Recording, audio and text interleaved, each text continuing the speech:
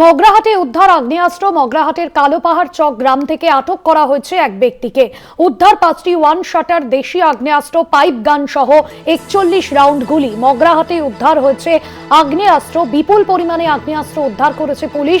5টি one shutter দেশি আগ্নেয়াস্ত্র, পাইপ গান সহ 41 রাউন্ড গুলি উদ্ধার হয়েছে।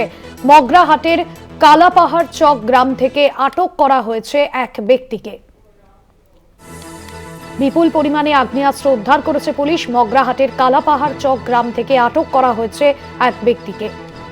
শুভ্রজিৎ চক্রবর্তী রয়েছেন ফোন লাইনে। শুভ্রজিৎ, কে বা কারা এই আগ্নেয়াস্ত্রর ঘটনায় জড়িত এবং কোথা থেকে এই আগ্নেয়াস্ত্র নিয়ে আসা হয়েছে, পুলিশ এখনো পর্যন্ত কি অনুমান করছে?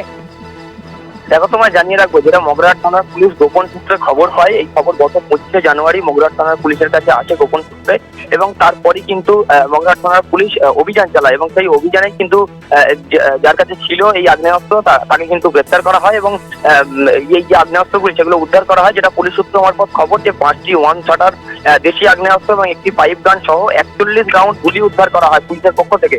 এবং মগরাহাট থানার যিনি ভারপ্রাপ্ত আধিকারিক রয়েছেন তার নেতৃত্বে একটি টিম গঠন হয় এবং সেই যে দল, সেই পুলিশের দল, তারাই কিন্তু এই অভিযান চালায় এবং অভিযান চালিয়ে ডায়মন্ড জেলা পুলিশের পক্ষ থেকে এই যে বেআইনি আগ্নেয়াস্ত্র এবং যে 41 রাউন্ড গুলি, সেই গুলি কিন্তু উদ্ধার করা হয়েছে। এবং কোথা থেকে আগ্নেয়াস্ত্র এলো বা এই ব্যক্তি কোন জায়গা থেকে নিয়ে এসছে বা কেউ পৌঁছে দিয়েছে কিনা আগ্নেয়াস্ত্র, বা কেনই বা সে আগ্নেয়াস্ত্র মজুদ রেখেছিল, সেই সমস্ত বিষয় কিন্তু পুলিশ ইতিমধ্যেই খতিয়ে দেখার কাজ শুরু করেছে।